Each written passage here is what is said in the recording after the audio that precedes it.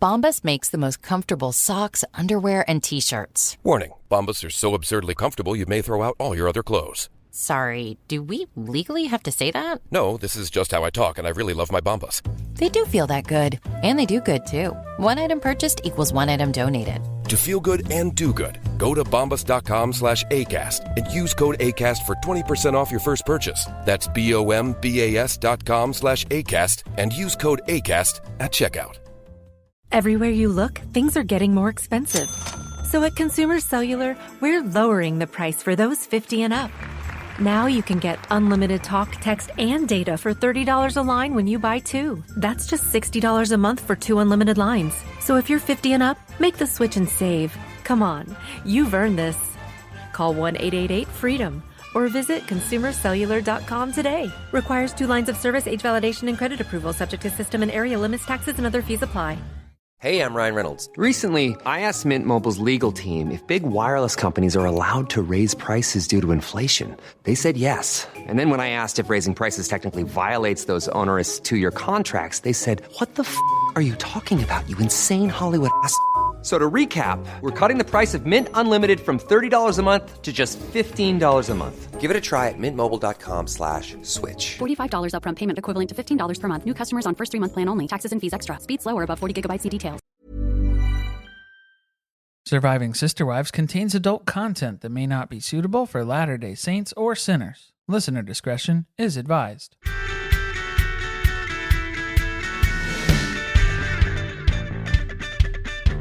Hello and welcome to Surviving Sister Wives, the podcast where a monogamous couple drink heavily while recapping Sister Wives on TLC. I'm Corey. And I'm Carly, and this is Season 17, Episode 7, The Failed Priest. We had a couple different options, I guess, for this episode. We could have done the failed father, the failed husband, failed polygamist, the failed priest. Maybe the next few episodes should be named after those. We definitely need a failed father episode. I think he's earned it at this point, whether he knows it or not. I was kind of bummed that we didn't have a Janelle photo update in the intro with her and her dogs instead of pictures of her and Kody. Yes, that was overwhelmingly demanded last week when we live tweeted the episode, so someone's got to make it happen. Just saying, TLC, let's give the people what they want, you know? You want to tell us what this episode's about? So the TLC description for this one is... Kody feels conflicted officiating a wedding while going through a divorce. Christine and Janelle are floored as Kody breaks COVID protocols for his friend, but not his family. Then, Kody and Christine argue over selling her house and the custody agreement. It was amazing how they seemed to connect the dots on the fact that officiating a wedding while you have multiple failed marriages is a little hypocritical without them actually hitting on the word hypocrite. I think we're there, aren't we? Yeah, and I think it's interesting to imply here that Kody and Christine are selling a custody agreement as well, too, because that's what the verbiage implies by the last sentence there. Kody and Christine argue over selling her house and the custody agreement. How much is it going for? We don't know. Going for the price of that house. Opening That's what bid. it's going for. Yeah, opening bid for Kody to get that custody agreement. I've got a little rewrite of my own. Kody uses his drive to Oklahoma to draft watcher letters to send to Christine's new house. Truly processes her parents' divorce in the time it takes a brick of ramen to cook. Janelle loses the RV's manual. Yeah, that's pretty much it. That's what's going on this episode. I didn't expect the whole watcher storyline to come in full force here, but we just jumped right in. It fit. It was beautiful. It comes up multiple times. We even got Robin. Yeah, she's doing some watching, for sure. Yeah, she's on the job. She's finally employed. I guess that's the good news. More of a hobby at this point, like so many of the jobs that she's had in the past. All right, before we jump to this episode, we have to talk about the mid-season preview that was released earlier this week. This was on People Magazine, People.com. What do they call themselves now? The People. People, all capital letters. That's what they go by. People. It's like time, but it's people. Still to come this season, we have the knife and the kidneys conversation. We know that's coming up. We haven't seen it yet. We have Christine officially leaving the family. Robin's kids having some type of awkward stare down against Christine, her kids, Janelle, her kids. It's odd. Kody learns how divorce works. It's all very new to him, but he comes to the realization that Christine doesn't have to stay there. She gets to up and leave because she's not married to him anymore. That's right. Christine gets to up and leave. You know what? While we're at it, Mary, she can fuck off too if she would like. He really doesn't care if she sticks around. If she doesn't matter to him. Once he finds out about all those official things about divorce, he's like, actually, we should probably make it official. My divorce with Mary. Go ahead and do that. She can go ahead and ship out too. And then the most shocking thing about the preview is what appears to be his marriage to Janelle continuing to spiral downwards. See, when we had people speculating on Janelle's social media posts more recently here, that maybe Janelle had left Kody as well too, I thought that's a bit of a stretch because that's kind of her standard operation there as well too, is independence and distance. She can pick up and go and does whatever she wants as well. But now we're seeing that Kody appears to threaten her independence, which is going to be a big problem. Right. With just from these clips, it's like, I could see that being a possibility. We might have Janelle dip out on the family here too. We do know that she's maintained a very close relationship with Christine since she left, which based on how Kody's handling the divorce so far, doesn't seem like something that he'd be a real big fan of. So maybe she is having less of a relationship with Kody these days. And that's not all. We also have dramatic footage of Ramen contracting COVID, life or death scenario in the hospital. Very serious medical situation going on. She's like in the emergency room. Right, yeah. She's not in the hospital on a ventilator. So let's not take it that far yet. But I think she assumes that at any moment, they're just going to come in and vent her as she's filming this.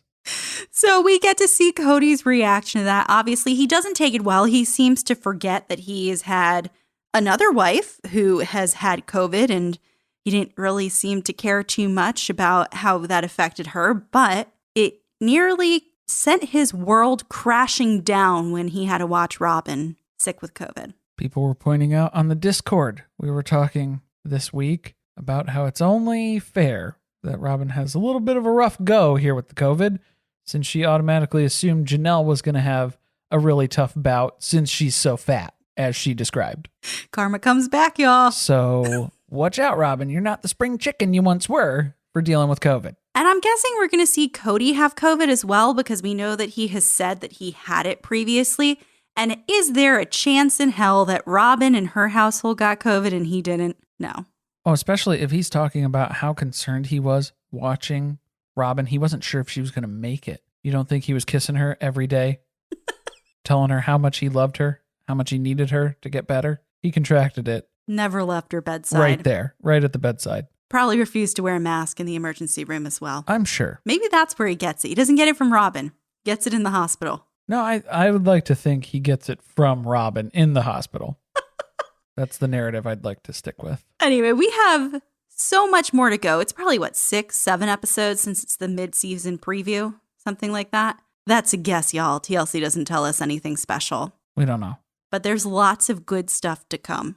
Just a reminder that if you want to join us in the virtual cul-de-sac on patreon.com, you can do that at patreon.com/survivingpod, which is where you can also find our recaps of seasons 1 through 8 of Sister Wives, as well as a ton of other content and the Discord that Corey mentioned earlier. So huge thanks to all of our patrons out there, except for the Basement Wife tier. All right, so this episode opens with Kody driving to Tulsa, Oklahoma. It's his business partner Brian's wedding. He's going to be officiating. We know that's something that he loves to do, a way for him to be the center of attention in a group of people. And he's trying to enjoy the solitude of this drive because he's alone. That wasn't the plan, but now he's driving out there alone. So he's partway through Texas. It's a big old state to drive through to get over to Oklahoma. He's deep in thought. He's meditating. He's thinking about marriage. He's also thinking about divorce because those go hand in hand now for him. He spent a lot of the time stewing about Christine. That's what it's really about. He was supposed to be writing, what do you call it? Are they vows? Does the officiant have, what is the officiant write? Their speech? What do you call it? Well, I think they wanted him to provide a little bit of a sermon type thing ahead of time, too. So it was supposed to be part sermon, part vows, and officiant. aficionado stuff. He's okay with going to this wedding, which is a surprise, but COVID cases are down, and I did look it up just to double check if Kody got his facts right, and this was the lowest point of COVID in the United States. Pretty accurate. So yeah, 11,000 or less cases in the U.S. for COVID. Janelle was trying to point out the hypocrisy of Kody living these strict protocols that he's been talking about for so long, being super cautious with Ramen and her house, but now he's going to go out and travel. This is the first mention Kody makes in the episode of being gaslit. He thinks that Janelle is gaslighting him with this argument. Oh, he knows that Janelle is gaslighting him. Since he's been careful for 15 months. Family wasn't getting together before that. Now they're just not getting together because the family doesn't want to. We don't like each other anymore. So that's the point where I'm like, hold on a minute, rewind. Isn't Kody the one who's been gaslighting everyone? Because when COVID started, he told everyone they had to stay away from each other. This is part of the protocol. There are others who are not joining our faction. They are not obeying the protocol rules. So that means that we can't get together. So here's my thing. I can let it slide on the part where Kody's saying Janelle's giving him a hard time about traveling, which is kind of bullshit because he traveled with Janelle to go get the RV. And then they also went to Janelle's niece's wedding last weekend, which I don't know if they said that they traveled for necessarily. It might have been local, but we can probably assume there might have been at least a little bit of travel, and it was a large gathering. So if Janelle's giving him a hard time about that, I can see where Kody's saying that's kind of bullshit. But the problem that we have here is that Kody's defense is that he's going into the COVID excuse during COVID was we can't get together as a family because of COVID. But now he's saying, oh no, that wasn't ever the case. It's we never wanted to be together. So that's where it's like, well, you're wrong on that. Well, right. And their side of it, so Janelle and Christine's side of it was you don't want to get together with us during COVID. They've swapped positions. I don't know how it happened, but yeah, we've flipped to that. But for Kody to say that Janelle is gaslighting him is ridiculous because Kody is literally gaslighting everyone else in the family right now. And I think she's trying to make the point that it doesn't make sense that if you're okay with going out and traveling, why are you still obeying such strict protocols in your household that is also keeping us from seeing each other? Why is the exception being made for travel? Right. Why can't we just get together as a family and see each other then? If we're all okay with going to these large gatherings separately, why can't we do a large gathering with our own family? Exactly. I think that's where she was trying to go with it, but they weren't really connecting the dots for us fully. Yeah, it was like pieces of that, and it more so fell on, it sounded like she was harping on the travel aspect, and that's not the point. It's not the travel. That's the disconnect that they're having. Right. I don't think it's about the travel at all. She's wanted him to travel with her. But when it comes to travel, Kody's just sad that he's making this trip alone. He wishes that his one true wife, Ramen, could have come along because she was supposed to. She was supposed to come along to help officiate this wedding, I guess. I guess. How many plus ones do you give to a polygamist? That's a tough situation. That's a hard call. And I think it would depend. Yeah, and if he's officiating too, well, maybe give him some leeway. What I want to know is who's filming. Because this wasn't professional shot footage. This was all self-shot cell phone footage that was happening. Most of it on the drive was just Kody himself filming. But there were times at the ceremony where Kody was up officiating and somebody else is recording and it's still cell phone footage. So we did not have a camera crew. So who was behind the camera? Who was given that very important job? Maybe that was why he was going to have Ramen come along to run the camera for him. He doesn't know how to use a camera phone.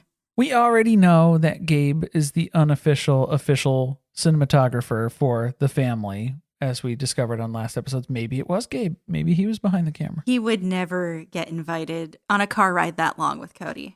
Was he in the bed of the truck? I don't think so. Where was he?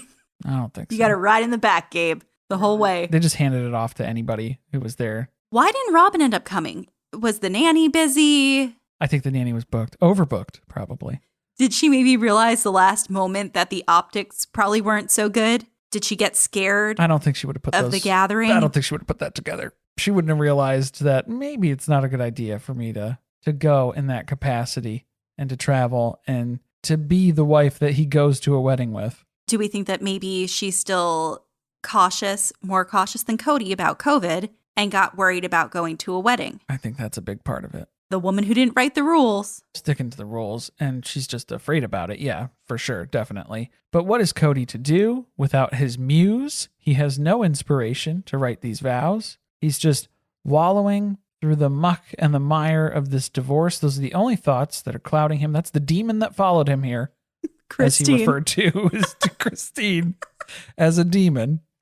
I love that she was clearly going through it when they filmed the confessional footage for this episode, because she has some spicy things to say at multiple turns in this episode. The first being when she's like talking about Kody officiating a wedding. Right. Yeah. She's like, oh, I thought that's a good idea. It's something for him to do, something for him to kind of reflect on, maybe. Get him away from here for a few days. That's always helpful. That's a plus. Yeah. Is he going to wear a mask, though, when he does it? How is he going to follow his COVID rules and officiate this wedding? Again, the logistics. Is everyone following the nanny's guidelines at the wedding? How does this work? Are we sending photocopied lists of the rules ahead of time? No, we don't know. Ramen just hopes that Kody heals up on this trip because he's been a really angry guy lately. Lately?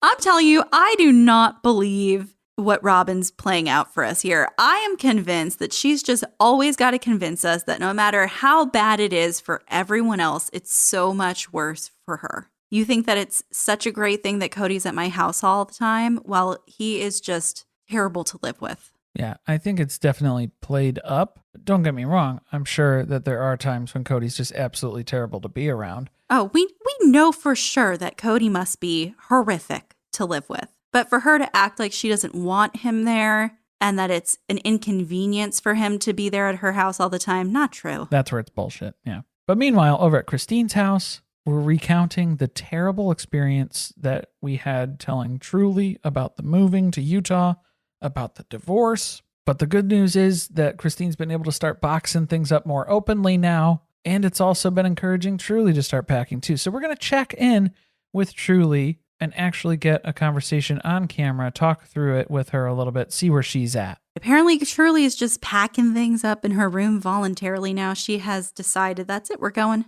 It took her all of one day to think over what she heard. A lot of this news, more than one thing, moving, her parents being divorced, not getting divorced. They're already divorced, according to Christine. And she tells Christine, because they sit on the bed, they're having a little conversation that seems pretty scripted for the cameras in a way.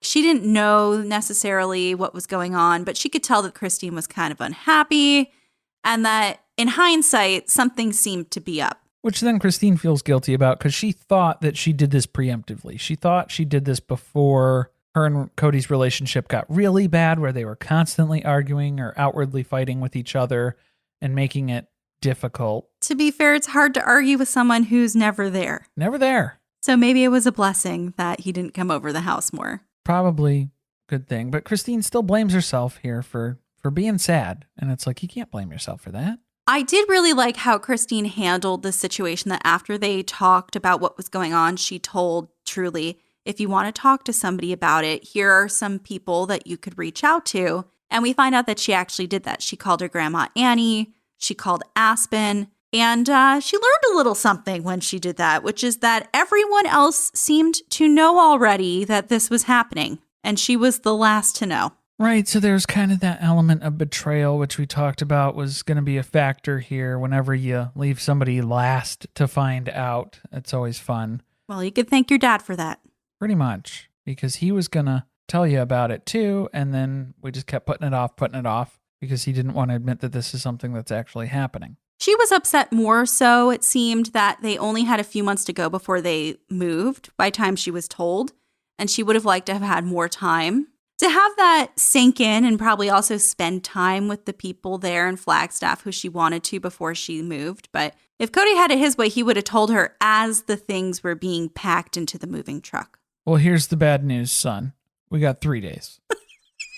He has done it before. That is a literal quote from when they were breaking the news to the children that they were leaving Lehigh, moving to Vegas in 3 days. Pack your shit. She also very astutely points out that she is the person who's going to be affected the most by it, since she is the one who is moving with Christine. And yet she was not told until the very end, until everyone else knew. Would have been nice to know. Now, what did you think about the fact that people thought that this was kind of like scripted? I mean, to an extent, yeah, you have to recreate a conversation that you already had. So there is going to be a little bit of kind of a recycled conversation that's happening on the camera, which is going to feel scripted in that sense because it's already taken place. Yes. And I think, too, that maybe this was done a little purposely in that they were allowing Truly to choose her words very carefully since her dad is a narcissist who seems to be handling the divorce very poorly and likes to take things out on his children when he doesn't like the things that come out of their mouths. So maybe some food for thought that maybe it sounded scripted, but perhaps that was by design to protect Truly in a way. I had a very similar suspicion as well, too, where when Truly's talking about it, where she's like, oh, yeah, I mean, it was a shock. It was kind of surprising and it was a lot to take in, but I think I'm okay with it. I'm fine now. And that's where it's like, no, I don't think you are. Because Christine had pointed out, too, was she's putting on a brave face. And I don't think she understands how much of an impact it's having on her yet. And maybe that'll come with time. But she thinks she's over the initial shock of it, but she's not going to be over this for a while in practice, in theory. I think probably once they actually move, some of those feelings will probably like come back up for her that now it's real. We're not near the rest of the family.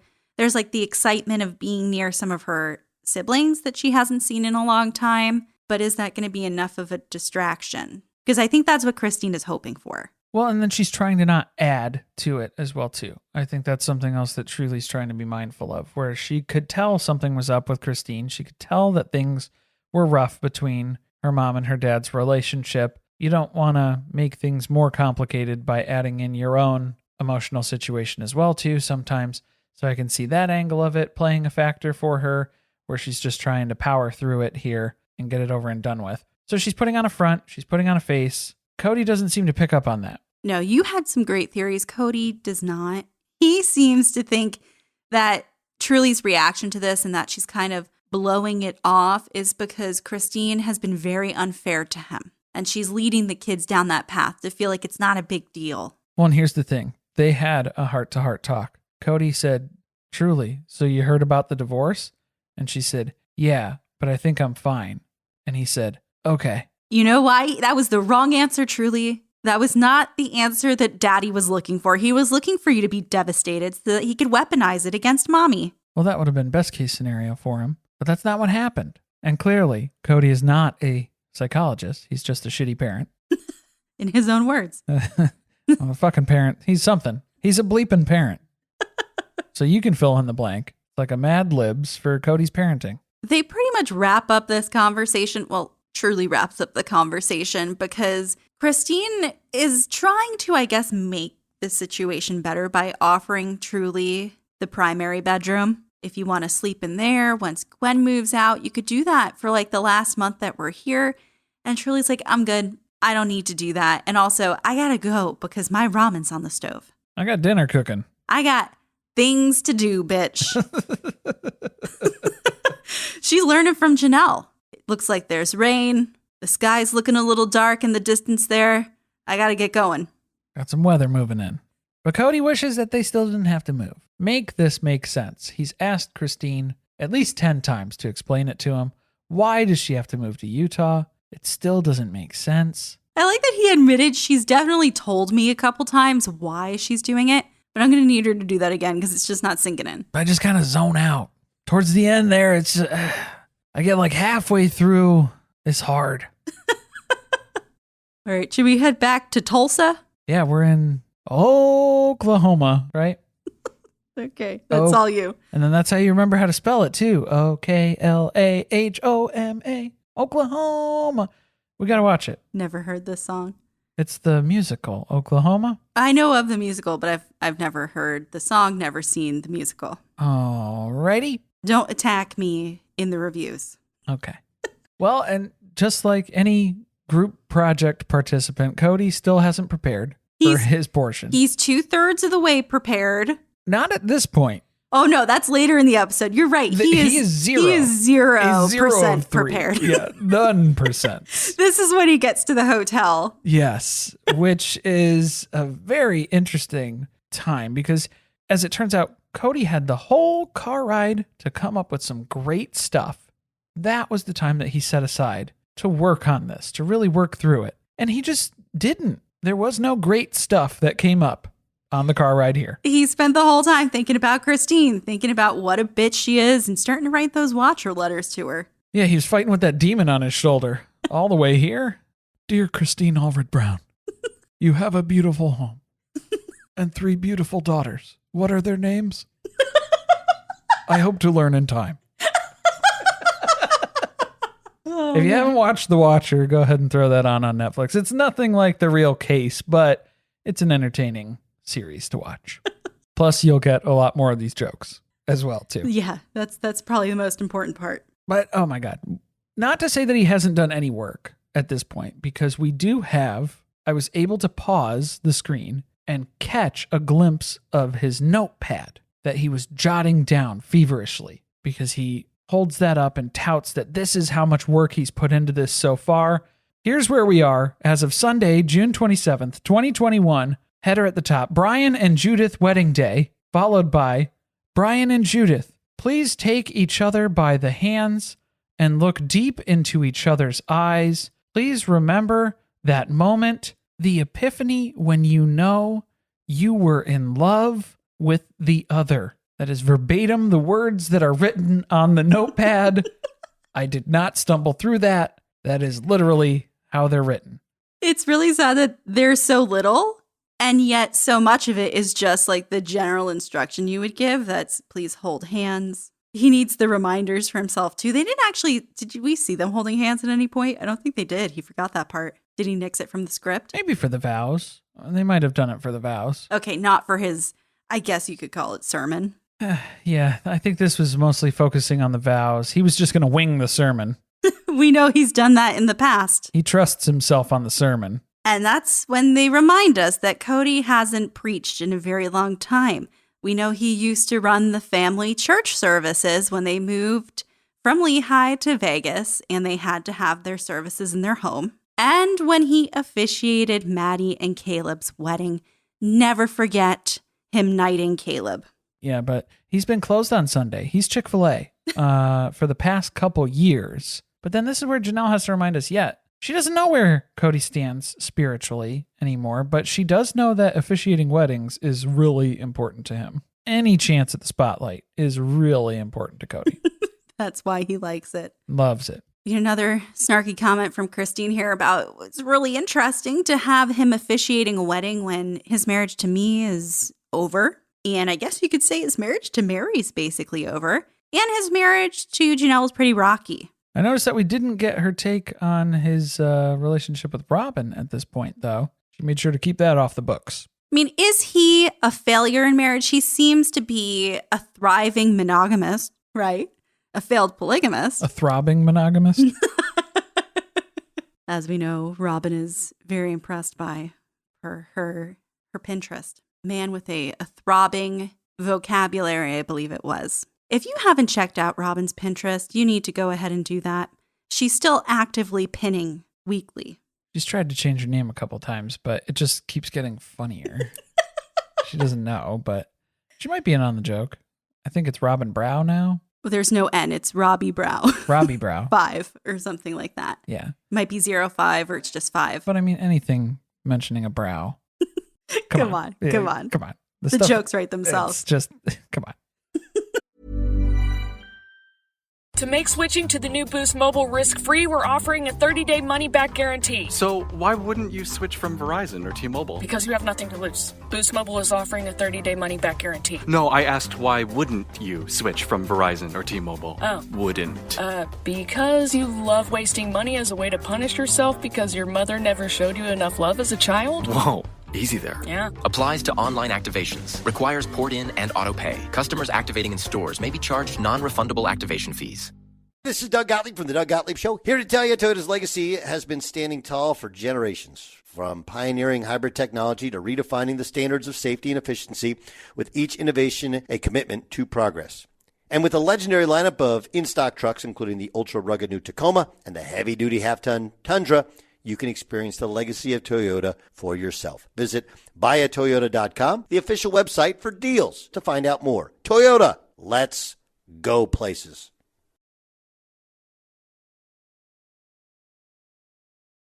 Ryan Reynolds here from Mint Mobile. With the price of just about everything going up during inflation, we thought we'd bring our prices down. So to help us, we brought in a reverse auctioneer, which is apparently a thing.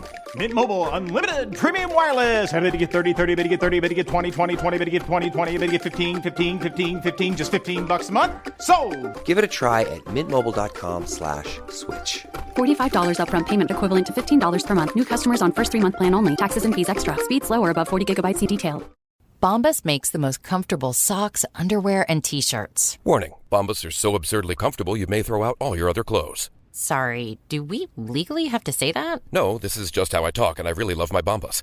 They do feel that good. And they do good, too. One item purchased equals one item donated. To feel good and do good, go to bombas.com/ACAST and use code ACAST for 20% off your first purchase. That's BOMBAS.com/ACAST and use code ACAST at checkout.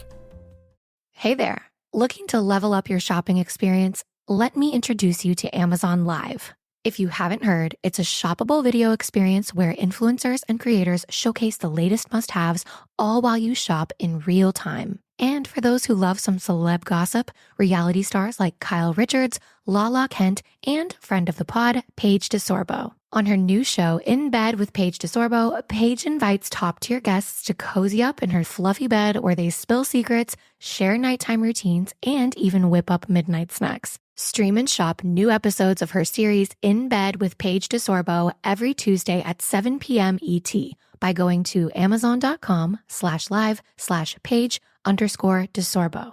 Or you can watch Amazon Live's new live TV channel on Freevee or Prime Video under the DIY section and shop along on your phone. He's really, the well's dry here, right? He can't come up with any good things to say about being married. So he's going the Ramen route, and he's just going to pray for God to give him the words. I'm just going to word salad. I'm just going to get up there and start chopping. There's going to be carrots. There's going to be spinach. There's going to be lettuce, red onions, white onions. I'm just going to bring the hammer down. Did you catch him say he doesn't usually get nervous when it's time to perform? To perform? Kody doesn't get performance anxiety. Also, he was looking pretty manic. He's doing the manic, the laughing, the cracking. He barely blinks. His eyes are so big. He's got that tripod set up so that the phone is way too close to his face. So I think that's about as far as Kody got with writing the thoughts he had, because by the time he pulls up to Brian's ranch, he is still not done with everything that he has to prepare for the ceremony. But this is where he's 2/3 prepared at this point, when he's driving to the ranch, which then they're subsequently going to go to the ceremony in Tulsa. 2/3. So what's the first third? The first third was winging it. We got word salad for the sermon. That's fine. And then the second part was we wrote down the instructions that we wanted to really get verbatim to keep it on point. Then the vows. I think he skipped the vows. The vows is the 3. He went straight to the introducing them as husband and wife part and left the vows blank. It's very exciting. But yeah, I think the vows are the third that we have left off this list. He's 2/3 prepared. That is the 1/3 that is missing from this equation. Now we have to get some background on this relationship between Brian and Kody, right? Like, how good of friends are they that he was willing to drive, how many hours? It's like 10 hours from Arizona? Something crazy. You know, in a pandemic, when he has been bunkered down for 1.5 years at least now, and hasn't even prioritized the major events in his children's lives. So why is he here? It's because he met Brian at a sporting event, and they became business partners eventually, selling barbecue sauce. Not barbecue sauce. Not barbecue sauce? Okay. Well, because when we rolled up on Brian, that's what he's doing. I didn't know that was a wedding day tradition, to be roasting out over the spit here, smoking up some BBQ before you go down the aisle. You have to tend to the barbecue. You cannot leave it alone. This is a round-the-clock job. Right, we're smoking it low and slow. So back to their origin story, I guess as you can put it. They met at a sporting event. Kody introduced him to Janelle, and then every time they met after that, he would introduce Brian to another wife. Every time they showed up somewhere new, there was Mary, then there was Christine, then there was... Janelle. Those are the only three at the time. The OGs. And so eventually he was like, I'm going to need you to explain this to me because I'm confused about why you keep saying this is your wife, but then you have a different one every time we meet. How often are you getting married and divorced? It didn't make any sense. But then it made sense because he's a polygamist. And Brian was like, oh, okay, well, you can have more than one wife as long as I don't have to. That's fine. And as long as you sell guns real well. Well, yeah, because Brian, I think, had some trouble with the law, too, from what I've heard. There's some rumors on the interwebs about Mr. Brian and his background, but we don't need to get into that because we're going to meet him for one episode. We're never going to see him again. The only thing more stressful than getting married would be getting married 4 times. So Brian's not looking to do that. Or getting married to Kody. Let's correct that. Yeah. But Cody's actually actively questioning, should he stop Brian from doing this? Should he talk him out of this? Is this his job? Is that his duty? He is the worst person you could possibly ask to officiate your wedding. It's the 11th hour now. He is driving Brian to the ceremony. And he's like, if you want to bail, man, let me know and I will turn this truck around. Because Cody's been telling Robin that Brian's making a mistake getting married. And Robin's over here like, what? You can make a mistake getting married? Even though that's been the excuse that she's had for her first marriage and subsequent divorce. Little did we know. I don't think Kody should be questioning other people's judgment. It's really just his own judgment that's poor. Yeah, I like how we had to have this day. Usually the officiant or whoever you're having at your wedding day, they're like supporting you and they're encouraging you. But then this is slowly turned into Brian has to reassure Kody that yes, Brian wants to get married and that's why he's here. And you should complete the job that we hired you to do. Please just do this thing and then leave. That's all we need. So now we have to see the ceremony start because they have managed to convince Kody to go through with it. And it is Scott's Tots level of cringe. Kody has a lot of mixed emotions about marriage right now. So he's very conflicted. And there's no better place to be questioning all of these things than in front of a crowd of people at a wedding that you're officiating for your best friend. So he starts the ceremony and he's rambling about his friendship with Brian. Then he looks over at Judith and he's like, you nervous? And she's like, fuck yeah, I'm nervous. I don't know what's about to come out of your mouth, dude. You're Brian's friend, not mine. Yeah, I don't know this guy. And then we get to see all of the amazing advice that Kody has come up with, which are just lessons from his failed marriages. Yeah, that was the note that I had jotting down as well, too, was that it's basically just lessons learned. Things that Kody has figured out through his failures of marriage. Number 1, you can't change each other, so don't try to do that. Number 2, negotiate. That's important. You got to figure out how you can help each other achieve your goals. Quid pro quo. Don't compromise. Win-wins only. And 3, be each other's biggest fan. Cut to Robin, who is so impressed watching this footage of Kody that she says that Kody says and does things that other people only wish they could. And this is where I slow clap for the editor and say, you, sir, deserve an Emmy because to show that, to troll them after saying, be each other's biggest fan, touche. Is that why Kody had to have so many conversations with Christine to explain it to him? Because he was trying to glean more information that he can put into his vows that he was supposed to be writing for these people?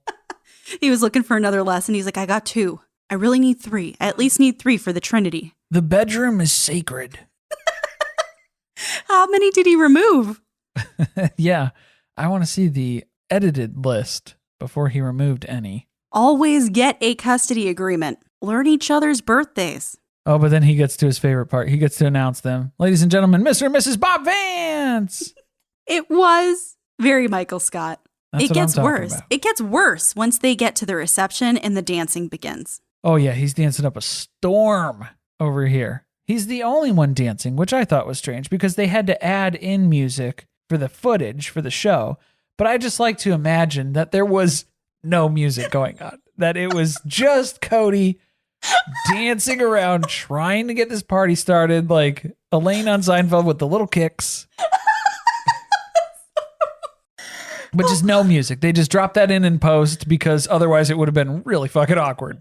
You got to watch it with the sound muted to get the real life experience. Oh, I'm going to have to make a TikTok of that with just the ambient, just ambient noise, no music to it at all.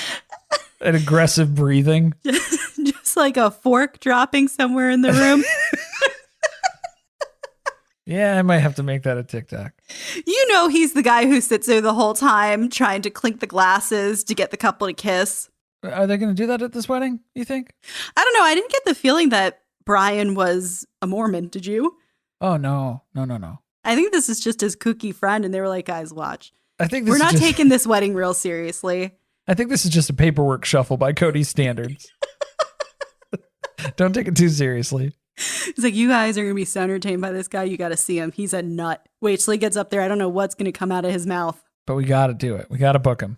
Save a spot on your dance card because he's going to be out there all night, covered in sweat, head to toe. And again, I just want to know who was filming it for the majority of it too. I'm so curious. I don't know. But yeah, so we're finding out that Christine's kids are finding out about Kody officiating this because Janelle's kids knew, maybe because Gabe was filming. I don't know. Could have been. Why is that? That is a conspiracy theory that you want to hold on to. I want that one. That one's mine. But then the sad part of the episode here is that Isabelle goes immediately to where we all went as well. How can Kody justify going to officiate someone's wedding who he's friends with when he didn't even come to my surgery when I needed him? That's a great question, Isabelle.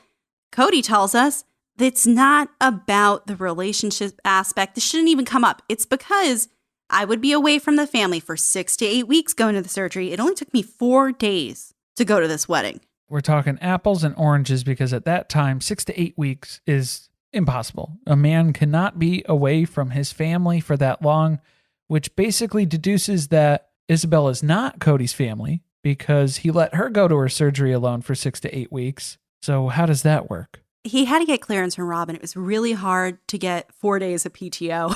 His whole PTO time got wiped out at the beginning of COVID, and he's been trying to earn that time back. The thing I don't get about the time argument, right? That's if you went for the entire surgery. That's what I'm saying. You had options, sir. You didn't have to go for the whole thing. You didn't even have to travel for it. When she came back, how come you weren't in that house helping her recovery? That was something that you could have done. Yeah, to not help at all or in any way, shape, or form or any part of the process. And then also to tell her, no, I'm not going to come with you to move you in when you have to leave at the end of the summer. Right. That's still a decision that's being made too. It's interesting that we mentioned the surgery and had to go to that comparison. That's because that was something that he had an excuse for. But for Isabelle moving to North Carolina, coming up in a couple of months in August, not that far away, we don't have an excuse for that, apparently. At least not one that's good enough to deliver on camera. You would think that that would be your opportunity to try to make things right with your kid after having missed such a big thing, to be part of the next big thing that's happening in her life, but doesn't seem like he's going to be doing that. So maybe that's where the blow-ups are going to be happening. The knife in the kidneys conversations, there's been a lot of speculation of where that conversation is going to fall. Obviously, it's not related to this episode. Doesn't look like it's in the subsequent ones. Maybe that's closer to when Isabelle is leaving because he has to make the relationship very tense between him and Christine and have that be the excuse why he couldn't go. That's a good theory. Why else aren't you going to go? Unless he and Robin get COVID when she goes on this trip. To me, that's the only excuse you can have at this point, dude. But Christine's pissed now because she's pointing out this as well too. Family over friends. That's not the case for Kody. Kody thinketh she protesteth too much, trying to make him a villain. Look, we can't all talk Shakespeare, okay?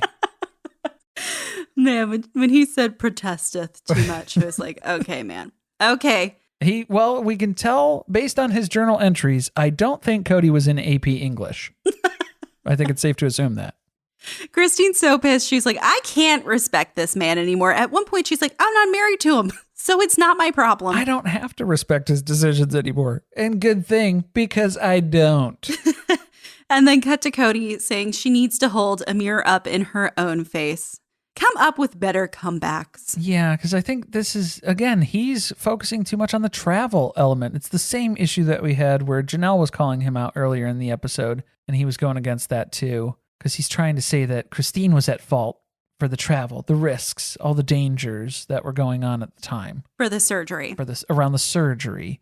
And so that's why he couldn't go, because he's so responsible, and he couldn't put the family at risk. So it was just time for Isabelle to shut up and keep living every day in pain, even though we could have done the surgery 6 years ago, way the fuck before COVID, but let's not talk about that part of it. This is Rob Parker from The Odd Couple with Chris Broussard and Rob Parker. Here to tell you, Toyota's legacy has been standing tall for generations.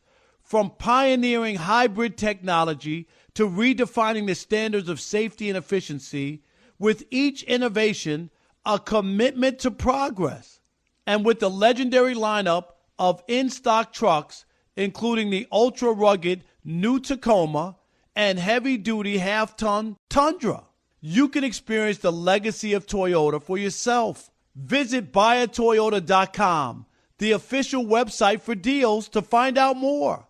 Toyota, let's go places.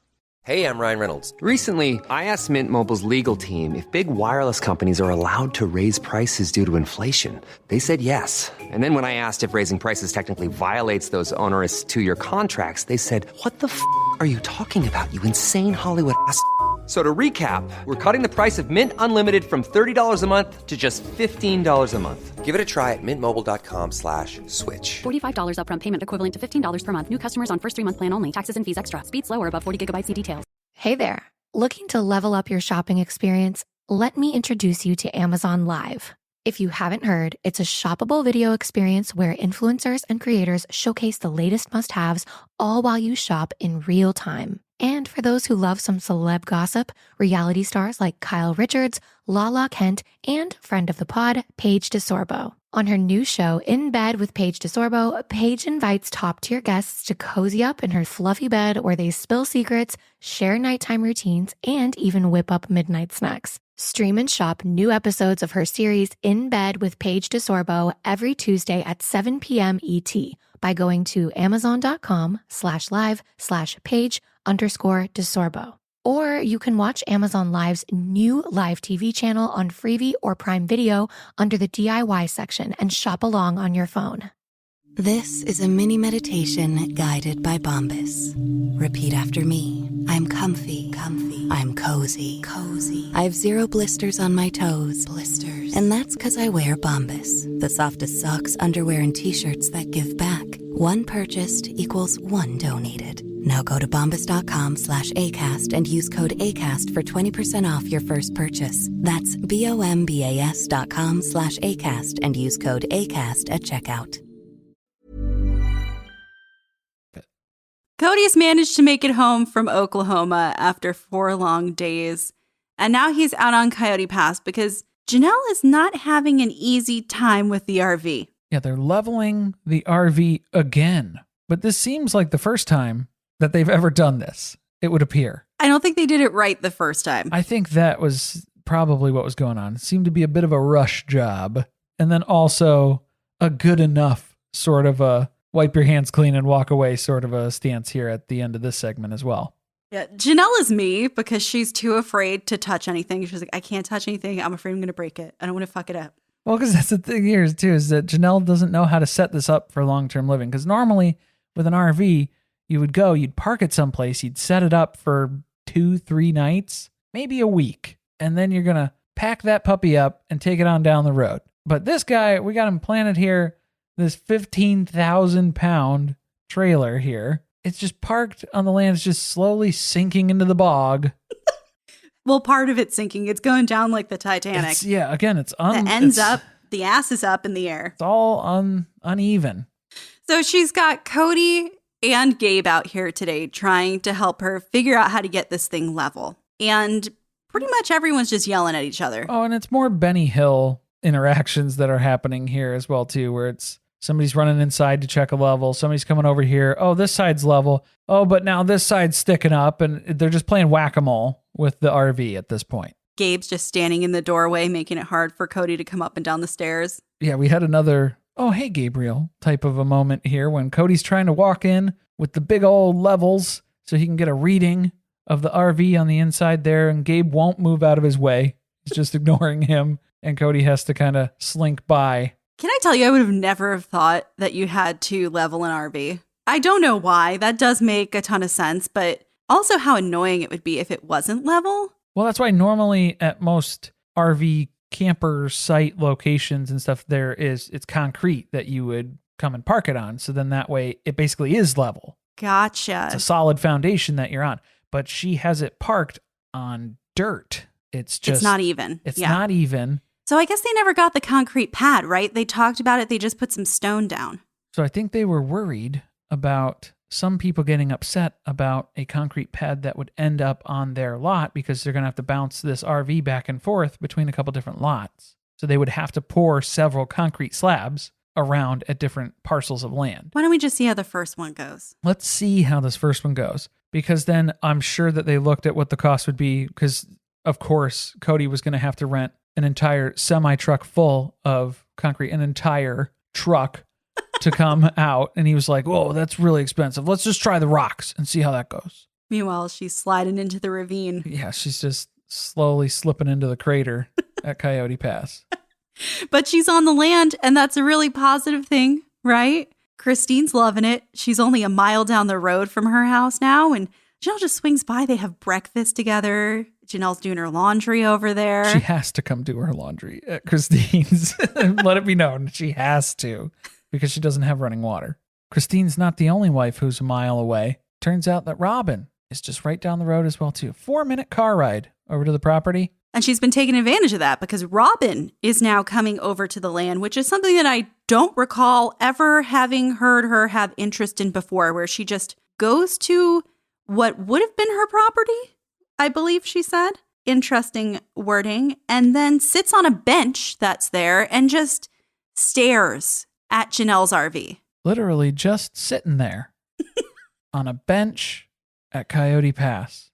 That is the time that Ramen has on her hands. While the nanny's caring for the kids, going grocery shopping, doing whatever else she does, taking care of their schoolwork. Well, then the real mystery for Ramen is that of all the time that she's spent out there, which I'm sure is several days at this point, maybe not concurrently, but any time that she's gone out there to the land, Janelle has never been in the RV. Otherwise, she would swing by and say hello and be sociable like that. Why wouldn't Ramen do that? Of course she would. But maybe she's just getting up at the crack of noon and she's going out there when Janelle's at work and she hasn't figured that one out yet. Yeah, Janelle wakes up at like 5 a.m. Janelle is gone. She has started her day, ma'am. 2 or 3 o'clock in the afternoon. She's got shit to do today. That, where she's like, you know that top bunk that they showed us, the loft area that you have to go up? She's hiding up there. She's like, fuck, Robin's back again. Pulling all the curtains down. Turn the generator off. Turn it off. Savannah, be quiet. Or she's over at Christine's house, apparently, enjoying brunch. That must be some mimosas. That's what it is. Robin's trying to gather intel because I'm sure Janelle's complaining to Kody. And then Robin's like, she hasn't been out there that much. Anytime I've been out on the land, because I'm out on the land too, because I love being on the land, Kody. You think this is another way for her? But I haven't seen her out there. She is not there. You think this is another way that she's trying to blow up Kody and Janelle's relationship? Yeah, she's like, I don't know what she's complaining about so much. Every time I've been out on the land, I haven't seen her out there. Ingenious. Just more watcher behavior, you know. Your greed brought you to Coyote Pass. Mary has basically given up thinking about Coyote Pass. She's like, look, we've had it a long time. Nothing's been done on it. I don't think about it anymore. It's not part of my daily life. Well, yeah, and I like how Christine was into it initially. Her stance, she bought into that vision. Okay, let's build. Let's raise all the kids here together. Be close as a family again. But they bought the land and then they did nothing, and more nothing. They didn't do anything. And then her relationship with Kody just got worse and worse until she couldn't take it anymore. So the simple decision here, now that Christine is faced with, she doesn't want anything to do with the land. So now she has this house that she purchased in the move to Flagstaff. The simplest thing for her is probably to just keep anything that she would from the house, whether she sells it or rents it or whatever. Anything from that property, that's hers. And then she's just going to hand them her share of Coyote Pass because she doesn't want it. Why is she going to fight for that? She wants to come build a vacation lot on Coyote Pass to come stare at his house with Ramen where they're walking around where he's doting on her. No, we're not going to come hang out. After watching Ramen sit on that bench, I am worried for all of them living on a lot adjacent to her. Man, they were worried about Mary getting the pond. You should be worried about Ramen getting a bench. Anywhere on that land. Do you think she's making sure that Janelle's not walking on her property? She's checking those property lines, making sure that RV's back on the other side. The property line. Anyway, so back to the RV. They're trying to use the auto level feature to get things straight. Oh, tell me more about the auto level feature, Carly. What's going on with that? I'm assuming that what it does is automatically level the RV. But it's probably using like sensors, some type of technology to do so. Really? Wow. But it's doing a poor job of it because it's still not fixing the issue. It's not level. The auto level is not leveling. So now nobody knows what to do except for Gabe. Well, I love how Kody was like, no, you can't be using the auto leveler. Auto level's not working. We're manually leveling. That's how we're leveling. And then like 2 seconds later, he's like, well, did you auto level it? It's like, you said not to. You said we were manually leveling. So no. That's why Gabe's just trying to take things in his own hand. He's in there pushing buttons. Cody's getting mad because he doesn't think that Gabe has read the manual for this RV and he doesn't know what he's doing. Has anybody read the manual for this thing? I don't think so. I'm pretty sure the answer to that is no. Because, again, another thing where it's just in the next breath, Cody's saying the opposite thing. Because Kody is also mad that Gabe apparently is the only one who knows how to auto level and do the controls in the RV. And that's not fair because we all need to know how to do it. But then in the next breath, Gabe doesn't know anything about what's going on with this RV. He has no idea how to function any of this stuff. But then while you're there, you're complaining that he's the only one who knows this stuff. It's because it didn't get fixed. That's why. Also, he's acting like Gabe has never been in an RV before when literally Garrison is living in a trailer that he helped him renovate completely from inside out. I think he knows a thing or two, but this might be a fish that's a little too big for him. 15,000 pound RV that they're trying to level here in the muck, in the dirt. This is where we have to cut to the couch. We get another sad scene with Gabe. We haven't had one in a while, but here we are for our update on where things are. Not good. Pretty shitty. He is questioning what's going on with his dad. Things are just always tense when they're around each other. He feels like Cody's pretty much done putting in any effort to have a relationship with him. And he's questioning what he did wrong to cause Kody to treat him like that. And the reason he's questioning is because Kody is gaslighting him. But when we hear from Kody, it's actually Gabe who's gaslighting Kody too. This is the second person gaslighting Kody in this episode. But then that's where, from Gabe's description, where he's like, it seems like he's mad at me about stuff, but I don't even know what I did wrong. Yeah, because he hasn't decided what to be upset with you about. He's just upset in general. He'll pick something and then he'll blame you for it, but he hasn't decided yet.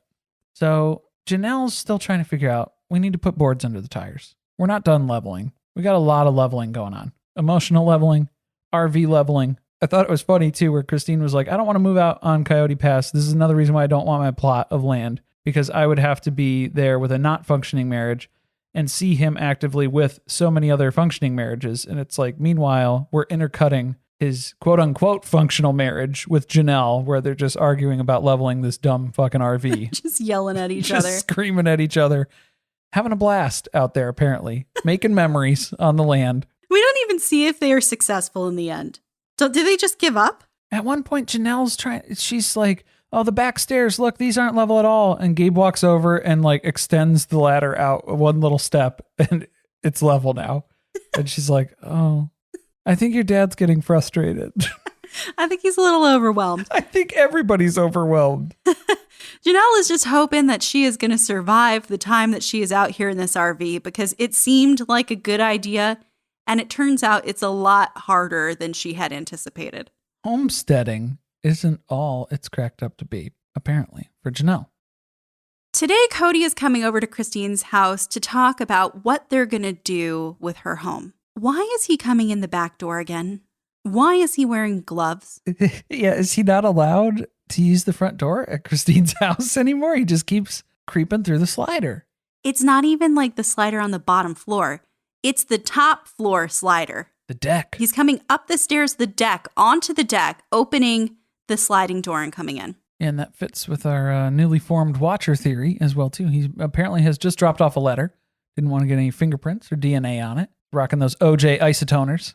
I do not get why he is always wearing outdoor gloves. What is he doing? But again, yeah, with our relationship being in the status that it is, please do not creep through my slider door wearing gloves unannounced, please. No, I have a taser and I will use it. Please do not do that. Okay. But here's the gist again. Christine is definitely moving to Utah with Truly, but we're running into the issue of what to do with the house. Do we keep it? Do we rent it out? Do we sell it outright? What's the game plan here? So Christine makes the big mistake of finding out what Kody's input should be in this scenario. Why did you do that? I don't know why she asked his opinion because he legally has nothing to do with the house. We know that because she had him sign his interest in the house over to her prior to Isabelle having her surgery done. Just lock the slider. Just leave it. And now the fact that she's asking him things about it, it's like muddying the waters that he thinks that he has something to do with the house. Because then Christine runs through a whole situation, a whole scenario where Gwen is going to school in Flagstaff, but she hasn't been on campus to meet people to move in with or find a place in town. So she's thinking about maybe if she rents it out with a few other folks downstairs, Gwen could stay there. And then Christine has the upstairs here for her and Truly when she comes back to town.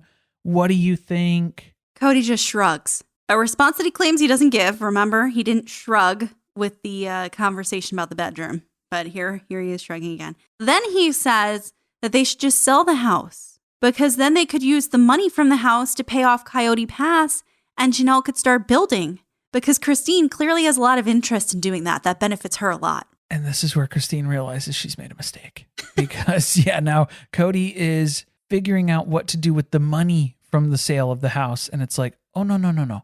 That's not why I invited you here. She never even mentioned selling the house. The plan was renting. to keep it and rent it.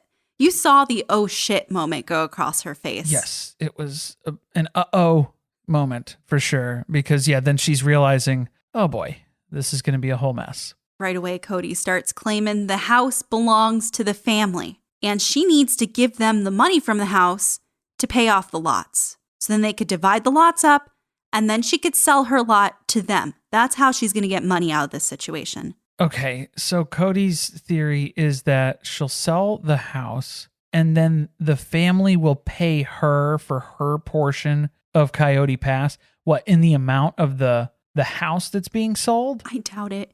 This is what doesn't make sense, right? How long is that process going to take? They've had this land for 4 years now? Going on. 2018?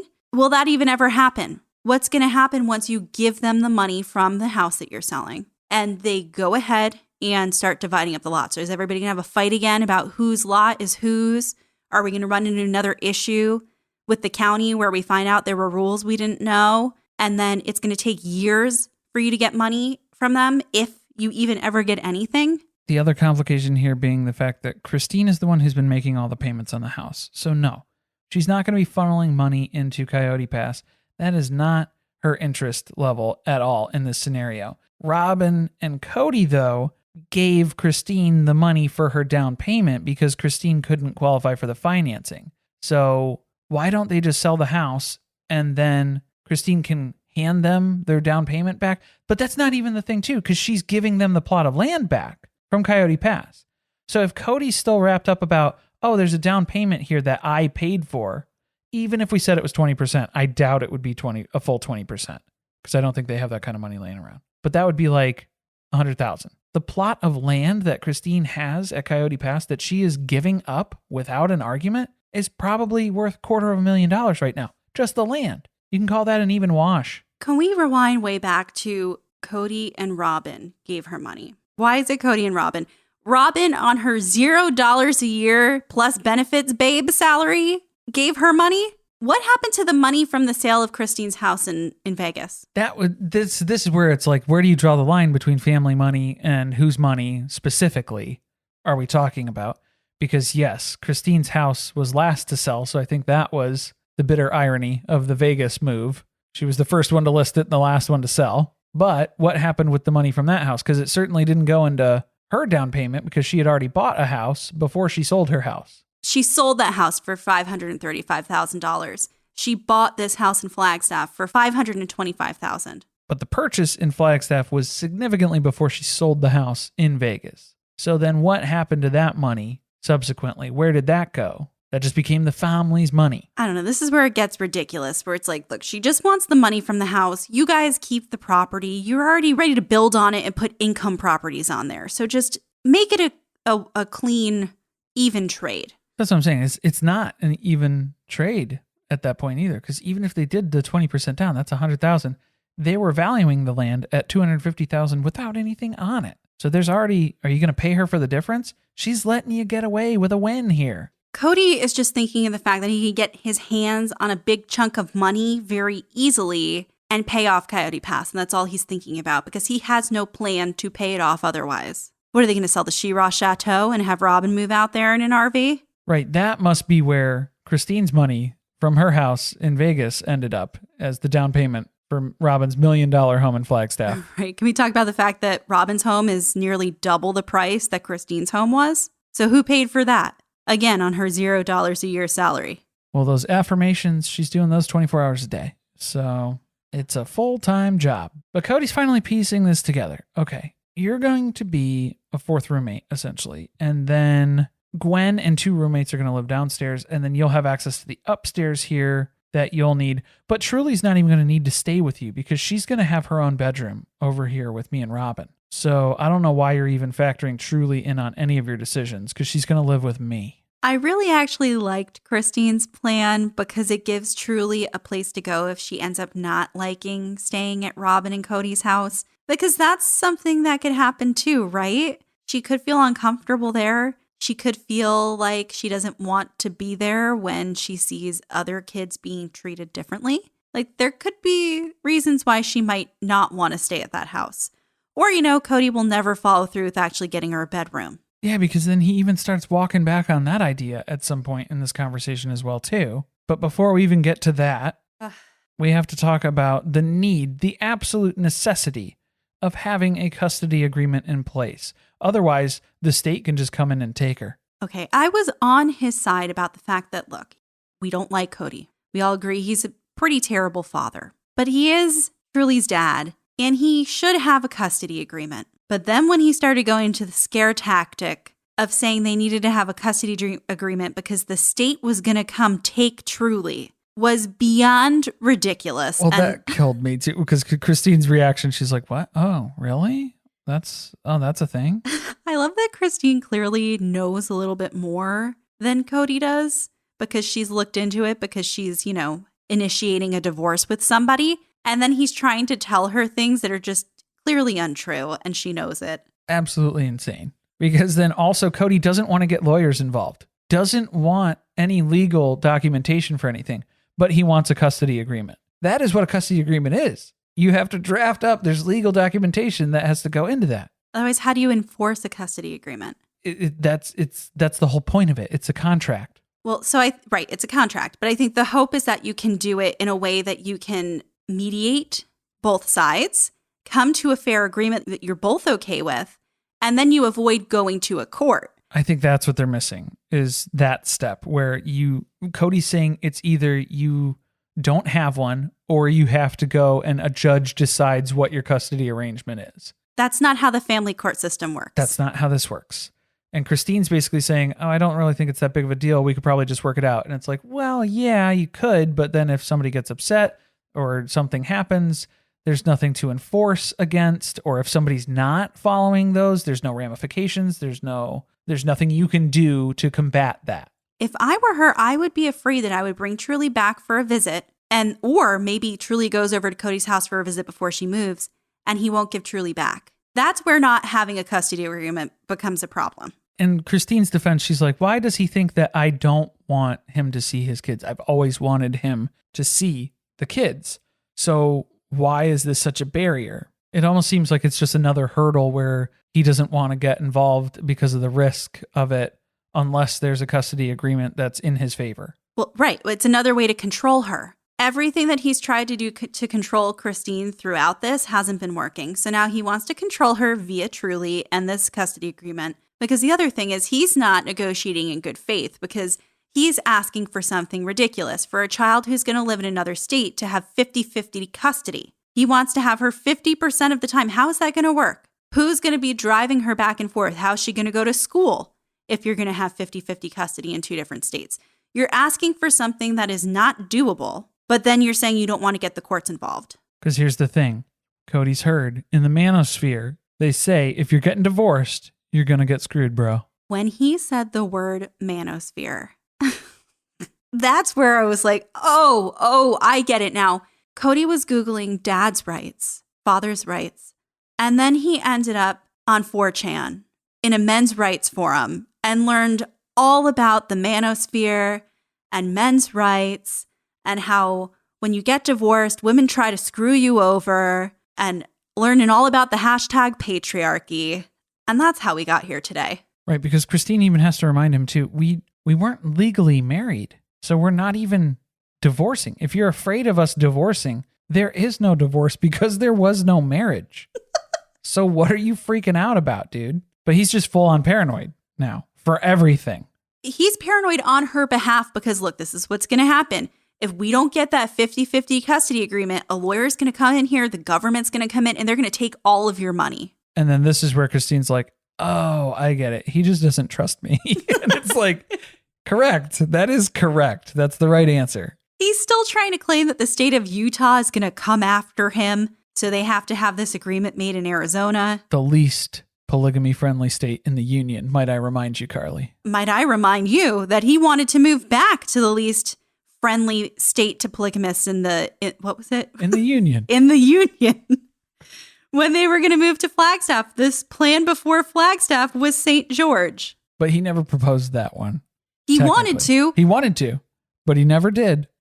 But now, forget it. He can't even cross the state line. You never saw him at Mary's B&B. He can't go to Utah.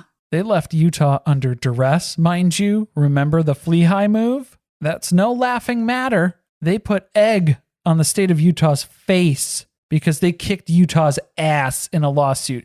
Not so much in the appeal stages, but we're not going to mention that. Christine at this point is like, all right, so are you going to make sure Truly has her own room? She'd really love that. That's when he starts getting all non-committal about it because she's just done with this conversation. She's like, you can give her a room? Okay. Well, because let's figure it out. He's going full tin foil hat here because he's like, Utah's out to get me. Christine's out to get me. They're going to collusion, take Truly. She's gone. Lawyers get the money. And she's like, okay, guy, are you going to, do we have a room set up? Does my kid have a bed at Robin's house? That's all I care about now. Also, how are you going to ask for 50-50 custody of a kid who you don't have a bed in your home for? That's when the state will get involved. Yeah. But this is where he even tries to double back on that because then Christine's mentioning, wow, yeah, Truly's really going to love having a room at Robin's house. That's so great that you're going to provide that for her. And then Kody has to shuffle around and, she may or she may not. I don't know. And it's like, wait, she may or may not get a room or she may or may not love that. Are you saying that she might not get it? Is that what you're saying? I guarantee you that after seeing Aurora and Brianna walk through that RV, there is no way that the two of them are agreeing to share a room so that Truly gets her own bedroom. So maybe he already made that pitch because this has been probably a month since he talked with Christine about it and made that huge stink about how he was going to get Truly a room because, yes, we got 50-50 custody going on. This is happening. And maybe he had to pitch that idea to Robin and run that by her kids. And there's no feasible way to make that happen without digging into the pantry without eating through the stash a little bit there. I don't get it. Like, if you are really dedicated to making this a positive experience for your child and looking out for their best interest, and Robin, who's supposed to be the number one sister wife here, how is she not helping to do this? Nobody cleared a room out. Nobody has truly come in over there to start spending nights and getting comfortable. They're not having her decorate her room, so she's excited about it. Just nothing. Nothing at all. Just empty promises. Empty promises.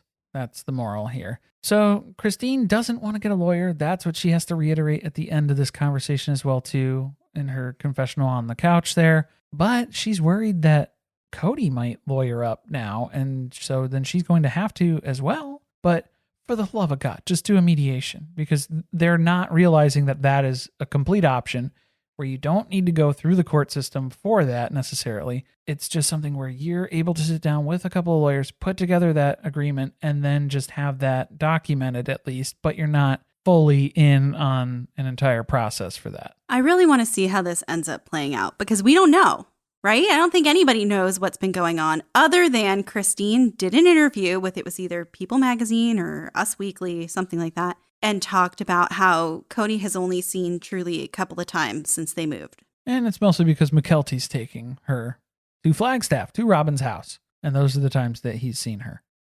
Next episode, Kody deals with the divorce fallout as Christine prepares to leave Flagstaff. Yeah, Janelle's got nothing but problems with the RV. Still going. And we're in the easy months here. This is the summer months. It's not going to get any easier as we go into the later fall and winter time here. No, her future is not looking very bright out on Coyote Pass. It's a rough go. She's roughing it. Then we've got Mary and Robin sitting down to have a heart-to-heart about the future of the family. They're just holding on. You gotta hold on. And Isabelle heads off to college. And Christine makes decisions about her house, not the family's house. Thank you for listening. If you want to support us, the best way to do that is by subscribing to the podcast and leaving a review on Apple Podcasts or Spotify. Be sure to tweet with us about the episode at surviving_pod. Stay tuned, share with friends. See you next week.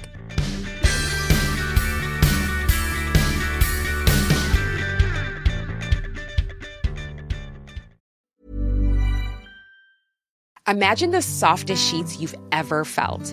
Now imagine them getting even softer over time. That's what you'll feel with Boll & Branch's best-selling Signature Sheets in 100% organic cotton. In a recent customer survey, 96% replied that Boll & Branch sheets get softer with every wash. Start getting your best night's sleep in sheets that get softer and softer for years to come. Try their sheets with a 30-night guarantee. Plus, for a limited time, get 20% off your first order at bollandbranch.com. Code BUTTERY. Exclusions apply. See site for details.